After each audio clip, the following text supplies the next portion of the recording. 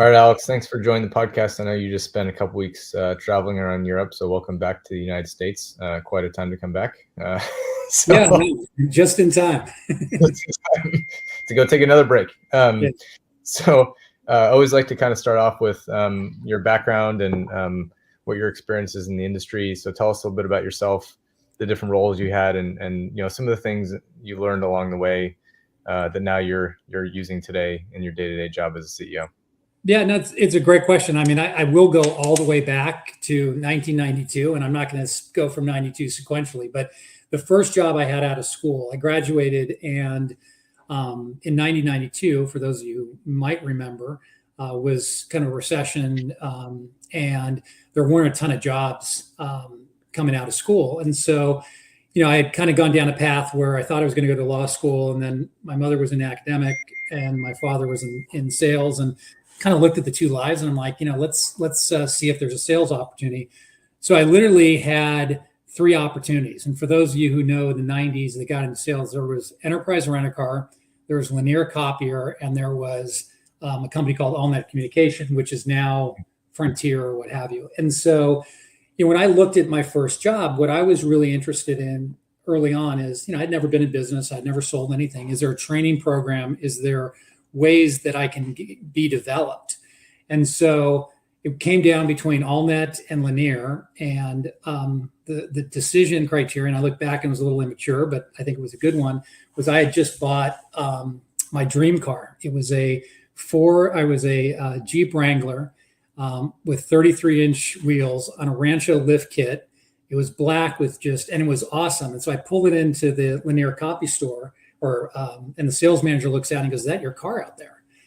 And I said, "Yeah," like very proud. I'm like, "Yeah, that's my car." And he's like, "Well, want to offer you the job. You're going to have to turn that in for a minivan because you got to pull the," and I'm like, "No, thanks." And so I ended up at AllNet. And what AllNet really taught me, and I think it's actually lost now, is they trained and developed you, and they made you practice, and they made you get better. And they taught me and others the importance of KPIs and measurements and understanding what it took to progress deals. And so, we would get in at 7:30 in the morning. I know this sounds horrific to folks that are remote right now, but we'd get in at 7:30 every morning. I drove an hour to work, so I'd leave my house at 6. This is the proverbial walking backwards in the snow and all that stuff. But I was about to say you had to go uphill both ways. Yeah, and I had a hitchhike and all those things. But the reality was we'd get in 7:30 and we'd practice our pitch, understand selling methodologies, those types of things. Then you'd be kicked out from 8:30 to 10:30 to go make cold calls. There was no leads, there was no MQLs, it was just me. And then at 10:30 they'd literally kick us all out, and we had this thing called the 50-point rule. And 1 point was a cold call, 10 points was an appointment, and you had to do 50 points a day. And I just happened to be either naive or stupid enough to follow that to a T, and realized that hard work and, it wasn't, and understood what it took to close business. And so I knew how many contacts I needed to make, how many calls I needed to make, how many appointments I needed to make, and how many of those appointments would then convert to deals. And I knew my average selling price. And I just kind of went about my business and understood that if I put in the work and was disciplined and diligent, that I could hit my numbers. And literally the rest was history. I got promoted a bunch of times, took on managerial roles. But that job, 28 years ago or whatever that is, stays with me every single day. And so we've gotten better as an organization, as a company. Technology has made it easier for folks that are coming into sales because you can track your capabilities and your through Salesforce. You have tools like Outreach. On the customer success side, you have Clary and others that just will help you get better. And but it goes back to those fundamentals and discipline that I learned back in the day that stay with me now, and they're just are just amplified. So that was my first job, and then a series of kind of ever increasing roles and responsibilities. And I was fortunate enough early in my career to work with some really big companies that took care and in your development. And so I went to a computer science corporation right after AllNet, and then they put me through a 6-month training where I couldn't even go talk to customers. I had to learn the business. And, we just don't do that anymore. And so I think that's a shame. And then went to GTE and got the same training. They do rotational assignments where, I spent 2 weeks literally in the field climbing poles. And you and I haven't met in person yet, but I'm 6'6", 240. So climbing those poles was a treat back then. I'd get a stint in finance. And so these rotational assignments then to build, an executive that could then take on more and more responsibility. And so, early in my career, I really was fortunate to work with some companies that really cared about that in the development. And it wasn't, it was also performance-based. They saw the people that were doing well and they said, we're going to invest in you with the expectation that you could do bigger and better things. And so, that was the foundation, kind of my first 15 years. And then I realized that, at first I wanted to run a business and got that opportunity, a company called Convergys. And, I was running very young and inexperienced, but they gave me an opportunity to run a global organization that was selling human capital management, outsourcing. So this is before Workday and, and the cloud, where we would actually take SAP and Oracle, these ERP wrappers, then wrap services around it, and then go to DuPont and large companies like that to outsource their HR and global companies. And this was really these pursuit teams. And this doesn't exist anymore. But when you're selling to DuPont, the deal we closed with them was a 10-year deal for $1 billion. That was like a 50 or 60 deal pursuit team.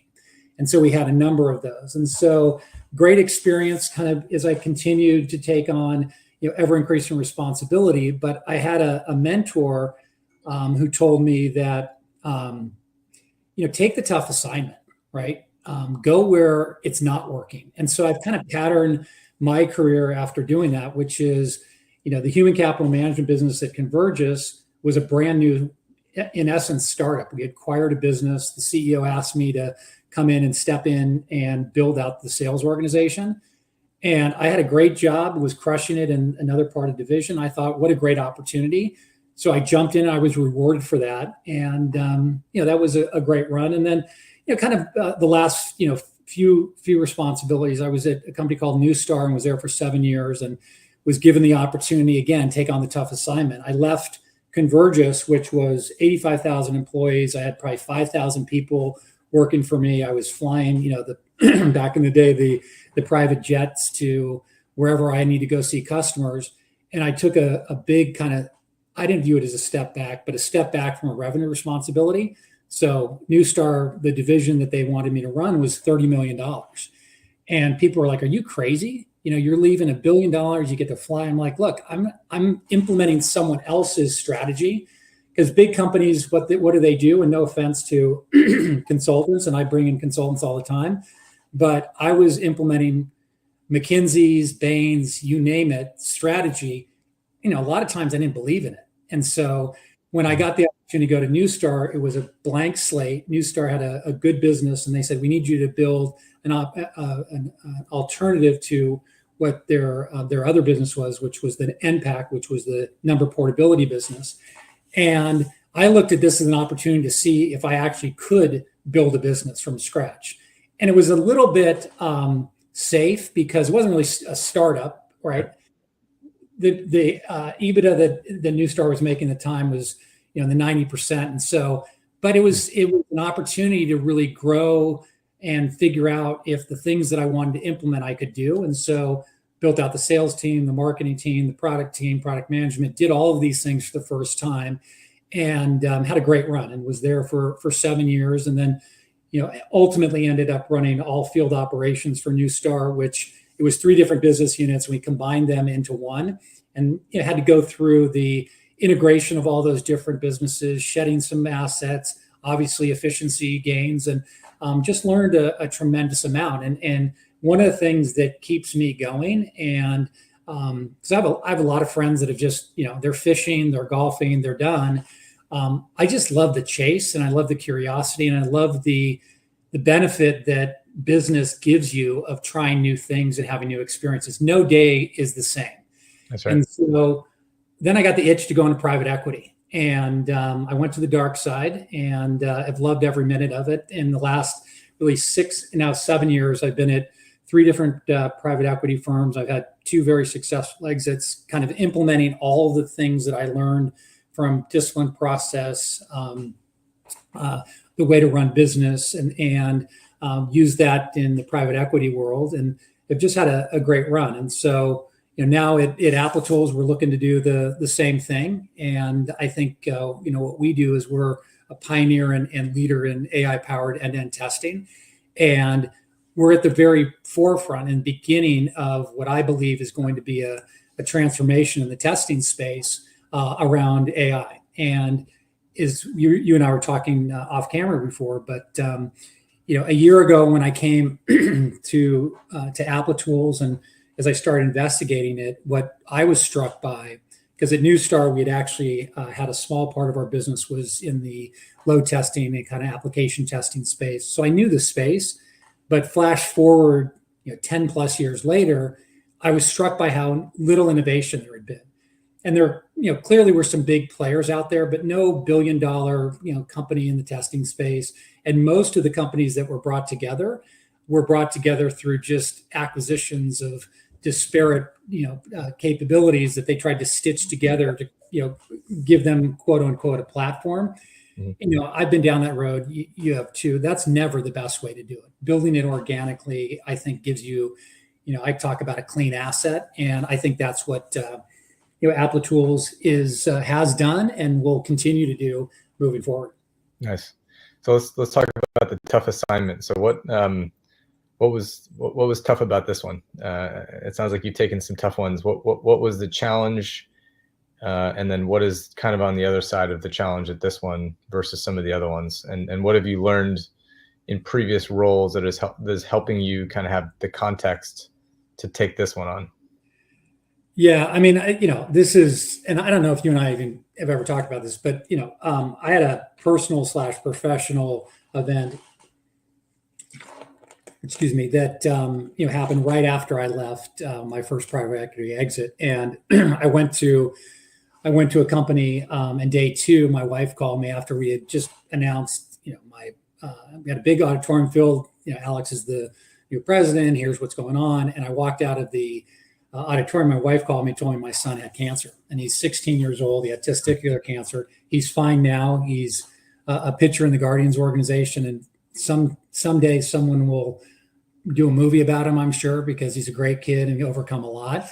But kind of to your point, nothing up until that point prepared me for that. And for those of us or you that have kids, nothing brings you literally to your knees like something happened to your kids. Yep. And so I had to, people ask me, how did you guys get through that? And, a lot of time, I honestly, I don't know. Faith is a big part of our family, and coming together as a family is big. But kind of once we got to the other side of that, nothing else really pales in comparison. So I have a balanced perspective. So there's always going to be tough assignments, but things are always going to get better. And you might be going down the road, but if you put the work in, if you're disciplined, if you're thoughtful, if you're curious, if you are authentic and you build great teams, you can really overcome anything if there's a market opportunity. And so, that literally there's before I talk, kind of my life and career before cancer and then after, I was a little more beforehand. I was certainly more not impatient. I was a little more, not aggressive, but just, I didn't really think so much about when you ask somebody how you're doing, sometimes it was a throwaway.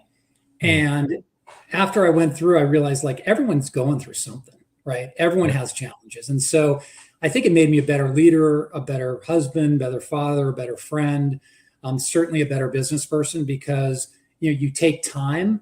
And so I think that's the biggest lesson that I've learned and how I've applied that in, my subsequent roles, because things are hard. And if you've been in the testing space the last couple of years or in software sales the last couple of years, I don't know a lot of companies, with few exceptions, NVIDIA being probably one of them, that are knocking the cover off the ball. Yep. Software sales, testing market has gone through a transformation. There's been macro headwinds, there's been budget cuts, but nothing pales in comparison to having your son fight for his life. So I've taken that lesson, and it gives me perspective to just do the work and push through it, and know that there will be better days. And this has not been an easy transition for a couple of reasons. One is we had to kind of rebuild the leadership team. This was founder led and got to a certain point, but we reached a point in our leadership team where people hadn't scaled above where they were, and literally folks were walking in every single day, and that was the biggest job they'd ever had, and tomorrow was going to be the biggest job they ever had. And so getting the team right was really the first thing that we had to do. And that's challenging because you got to let people go that are great, but my philosophy is you need to do that quickly and don't hang on. As a leader and as a business person, if there's a good fit. And so many times, and early in my career, I did this. My ego was probably bigger than it should have been when I thought I could change anybody. Like I'm such a great mentor. I'm going to teach them. And you know what? I wasted a lot of time and effort on folks that I should have exited more quickly. So that's another lesson that I think, and that's hard because there's a human element of letting. But I also think that you do those people a disservice because they know if they're struggling, they're not in the right role, and if they're not capable, it's a disservice to them and you. So I think moving quickly on talent is really important. And I think the biggest challenge in this particular role, and as much as my son's situation was hard, the situation that just went through, Applitools is Israeli founded, and I started October 5th, or signed my offer letter October 5th, and then the events of October 7th happened. And nothing really prepared me for that. I'd never been in a situation where I had people that were being called up to reserve duty, that were literally on the front lines, that the team was coming into the office, but we'd be on calls and like this, and they'd say, Alex, I got to drop. And they literally would drop and then show up 30 seconds later in our bomb shelter that was in the office with smiles on their face. And so honestly, I didn't expect that. I had never been prepared for that. But the determination, grit, rigor that the team in Israel showed was inspiring, is inspiring to all of us that aren't there. And it's been hard because you've had to deal with challenges and stress and all those other things. But the work that the team has done there and delivering our products on time, they didn't miss a delivery date, right? I mean, I don't know if that's true in my 25 plus years career, where any of my development teams have not missed it by a little bit, right? Yeah. And so I think that was a big challenge. And, I had to just kind of lean on the team over there because I had no perspective on what they were dealing with. And I tried to understand and that's been an education and a blessing. Yeah, we work with a lot of other Israeli-founded companies and had similar experience working with many of them. They're working literally through this, right? Yeah. Get on a call and then, sorry, I got to go off to battle the next day, right? Or I'll call you in the middle of a battle. I've heard that too. I've had a call with someone in the middle of a battle, which is insane. Well, I'll tell you, and this is, I'm, as you say, you can see I'm a little bit of an open book, but I'll give you an embarrassing story. And so day 3, so I started November 6th, and we had our IT, the person who kind of ran our IT was on the front lines in the north. And I was having issues with my computer. Unbeknownst to me, he was in the north. So let me clarify that. And so for whatever reason, I was trying to download something from a PDF, and it was just not working. And I felt really stupid. I'm like, this has got to be, something wrong. And then my admin tried to help me, and there was clearly a problem. So she set up a meeting with our head of IT, and meeting like this, I show up, I'm here, with good backlit and everything else. And I see a black screen. And all of a sudden he like lifts up like a poncho. Hmm. And he's like, "Hey, Alex," he introduced himself. I'm like, "Where are you?" Because I'm in the north. And then he shows me, like, pans around, and he's, it's the artillery unit, and he leads this artillery unit. And she shows me, like, there's Lebanon. Here's we are. They're taking, fire and everything else. I'm like, okay, why are you here? I go, this is absolutely, I'm so embarrassed. Do not even continue. He's like, Alex, I'm off shift. I gave my 12 hours. He's like, what am I going to do? I'm going to sit here in the dark or I can work. And then he showed me, like, opened up, and then their lights. We had actually donated, because I asked one of our founders, I said, what could they use?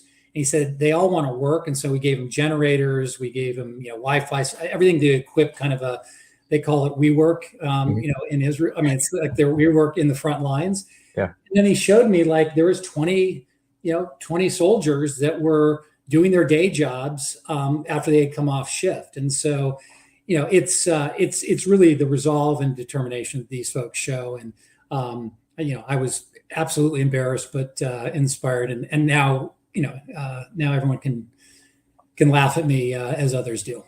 Yeah. And your hard, tough assignment and your hard work earlier on now fails in comparison. Yeah, exactly. Nice. Well, yeah, I had similar experience. My first job was running a painting franchise. They came to my school at UC San Diego and said, "Do you want to run a painting business?" And so it was really, can you sell? Because if you have nothing sold, then you will have no houses to paint. So I walked door to door and I knocked on doors, and I was young enough to not realize what I was doing. But I found out pretty quickly that I could sell. And then I ended up, running a painting franchise. They gave me all of Southern California to manage, and manage painters and managing young people who wanted to build their own franchise. And that was my first kind of entrepreneurial experience. But I think you kind of learn, okay, great. The first door didn't open and they want to buy something, but what did you learn in that first conversation that you can use in the second conversation and third conversation? And what did you learn from managing a painter that didn't work out that you can now leverage, in your kind of perspective in managing people? So I managed people pretty early on when I was 18, and I learned pretty early on I wanted to do that. But I took a break after my freshman year. Said I don't want to run a business ever again. It was so hard. It was challenging. I have all kinds of crazy stories, from painters stealing my painter, or stealing my tools, to getting a call one day from, like, the police looking for one of my painters. But I took a break, and then I went into consulting, into healthcare consulting when I started my career. And then I realized pretty quickly, like, this is not very fun, because, you don't get to kind of own your own destiny. So either work really hard and you take challenges every day, or you work for someone else and you don't get to take on that hard challenge, right? The challenges are a little bit less challenging. There's less, gold at the end of the rainbow, perhaps. But even if you're working for someone, like, every day you have a different challenge, and that's fun, right? And I think building an organization where you can have everyone focused on being curious and thoughtful, that is a unique thing if you can do that within an organization. And that gives people, hope, and it gives people something fun to come to work. Otherwise, it's the same thing every day, and people get bored and then leave, right? Or they're angry, right? So, and you hit on it good. I mean, another thing we haven't touched on, but I mean, building a high performance culture and a culture of accountability, transparency, and trust is really important, and it needs to be authentic, and you need to live the values. So, we always talk about, every company that I've been at or led recently, it really starts with, what are those core values? And it's not my core values, it's what's the company core values. So we spend time soliciting feedback, interviewing folks, understanding, what do we stand for? And then it's embedded into everything that we do. And we, talk about it, we hold people accountable to it. So in meetings, if people are,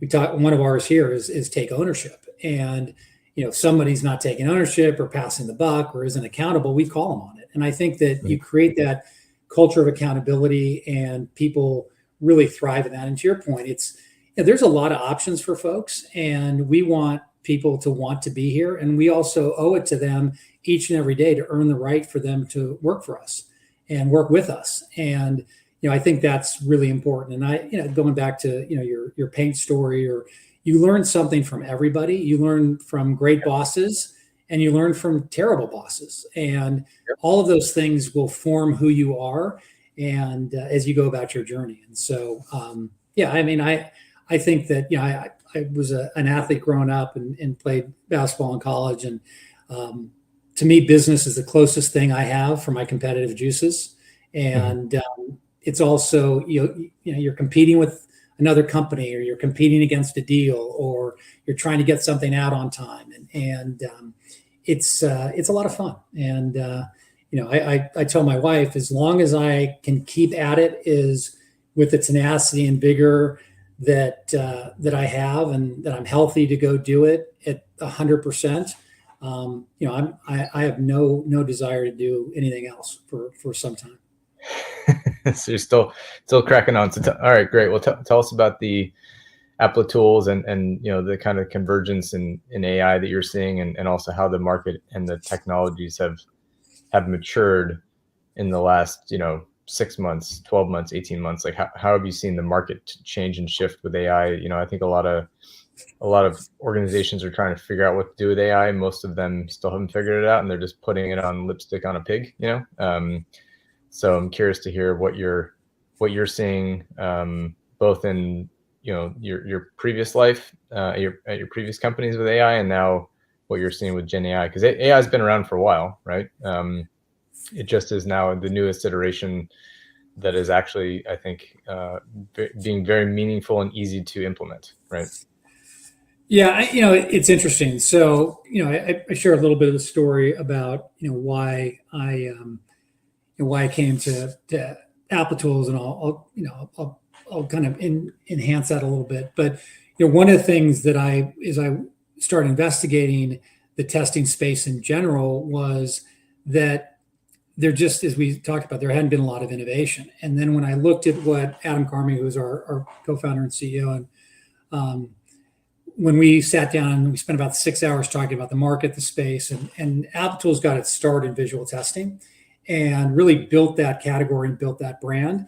But that was just a small part of the overall testing market. And so as you looked at what was coming, functional testing, manual testing, or what was there, and that what was the opportunity for those to be automized and automated, AI fits very nicely into that use case. And so when you look at where we are headed from, being a pioneer in the AI-powered testing space, creating that end-to-end solution where companies can come to us and get all of their testing needs, whether it's regression testing, or if it's anything about functional testing, manual testing, visual testing, and also doing it in a way that's automated, that your non-tech savvy individuals, your non-tech practitioners can actually do it. And that's where we're headed from an autonomous AI perspective. And so we have a capability and tool and platform called the Intelligent Testing Platform that gives you the ability to,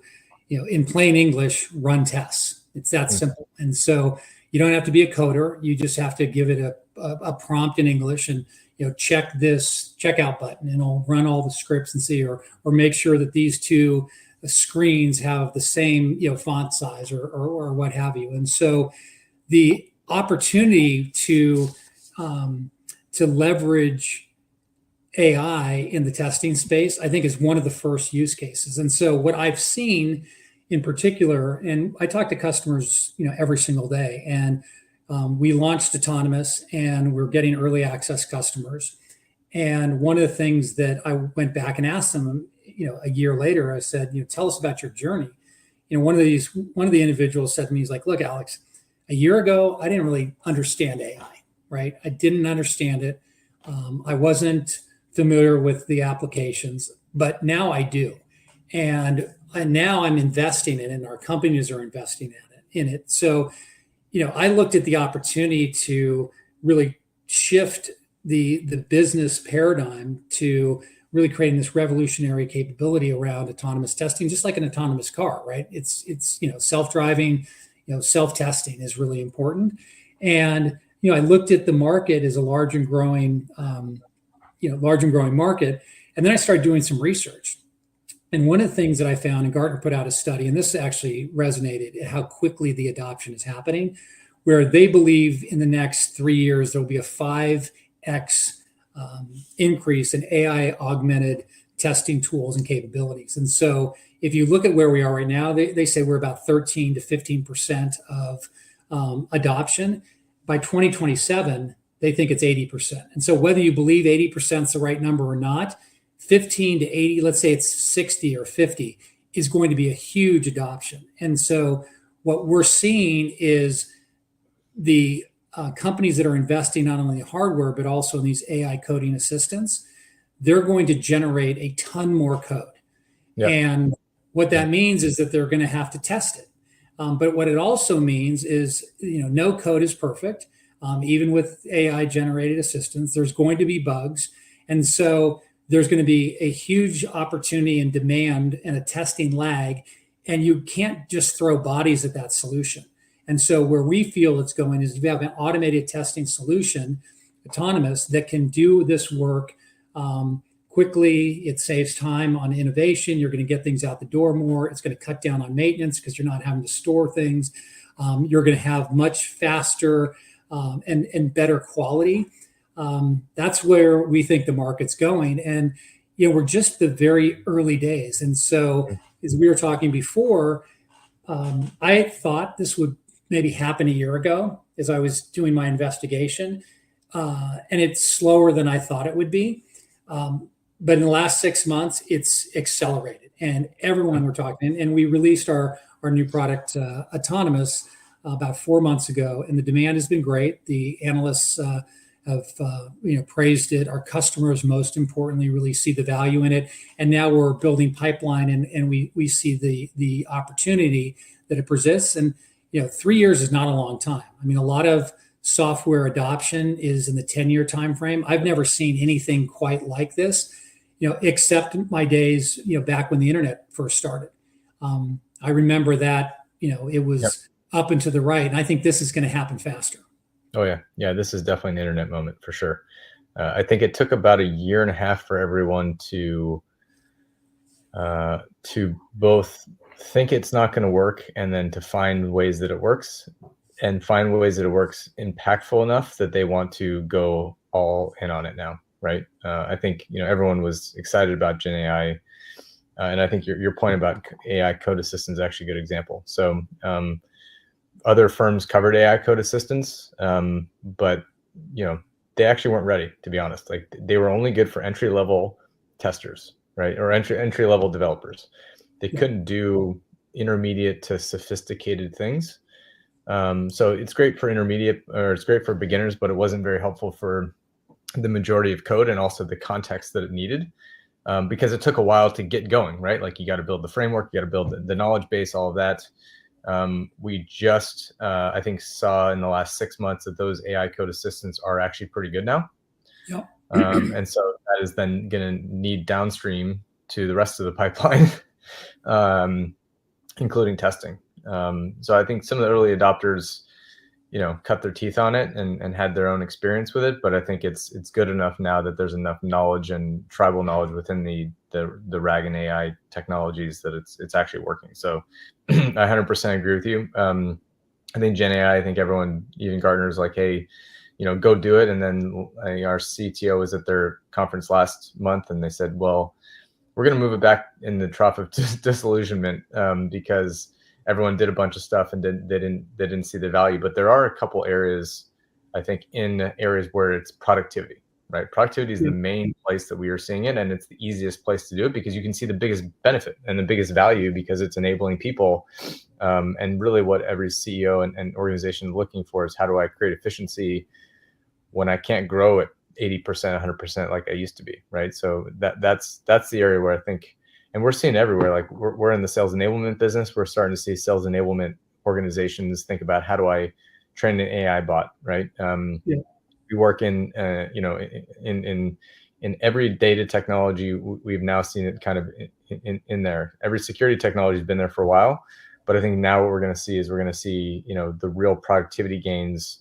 Maybe not this year, but I think next year, maybe like 2026, we're going to see some pretty huge gains. I think the early adopters, like the unicorns and the people who know how to use the technology, like they're already seeing that stuff now. But the 95% of the market that kind of dipped their toe and it kind of cynical, and to be honest, doesn't really have the resources and talent to do this, it will depend on software companies to do this, right? Because they will build the right thing and actually enable them. So I think a lot of the larger enterprises, have the talent. They're going to build DIY tools, but those are not going to be as helpful as having someone like a Applitools or a GitHub who has actually built a production ready efficiency tool, right? Yeah, it's interesting you mentioned. So there was a study commissioned by TestRail, and we didn't do it, but it was really on the impact of AI and QA. And what was interesting, and I'll toot our own horn, is that if you look at the research and what was demonstrated is that our position leadership is pretty pronounced for how small a company we are, and the only two tools that engineering teams use, according to them, more than us was ChatGPT and Copilot, and we were third. And so they were like 90% and 80% or whatever. We were 15%. But then you look at all the companies below us that the Microsofts and everything else that just shows that we're still early days. And for me, and I'm probably biased on this, I think the use case, to your point, you got to find value, and it's got to be easy to do. So you're creating more code. You need to test more code. You don't want to throw that over the transom to add more manual testers because that's more expensive. If you can have a software capability that can help automate that and do it, leveraging AI and provide you with dashboards and reporting and speed and accuracy, I think that's why I'm really excited about where we are. But also to your point, I'm sure I thought, and I know my board thought, we'd be further along in this adoption curve than we are. But it's the internet moment, and I think it's bigger than that. And I lived through that and had a lot of success and a lot of fun going about it. I think this is going to be even bigger and better and more transformative as far as our daily lives and how we operate. Agreed. So tell us a little bit about the maturity of customers and how they used Applitools. Like what's a typical customer? What kind of applications do they have? Where do they kind of struggle to kind of fill the gap in testing pre-AI? and then where are you seeing customers be able to get involved? Is it enabling them to do this at kind of a lower maturity level because it's easier to get in and get going? Because I think a lot of times when we talk to customers, they're like, hey, these technologies look great, but I'm just not ready. My people and my process aren't ready. I tried this stuff. It just doesn't work because, again, I don't have my people process ready. Most maturity models, I'm off the chart on the left. So maybe walk us through some of the companies that you work with and the challenges that they have, how you guys address those, for the business, not just the technology team. Yeah. So, there's, we work with, two of the top 3 retail, 7 of the top 10, banks. So, you can go down the laundry list, but where we really fit really well is in kind of that regulated industries. So companies that have governance, risk, and compliance, that's where we really help them solve those problems. And, if you look at our ideal customer profile, we really, it's the QA organization, test automation engineers, those types of folks. It's folks that do software development and test. And that's really more where our traditional capabilities with eyes was, which is a little more labor intensive. You need to, eyes is a little bit more not autonomous, right? Where you're going to have a QA developers and that team do it.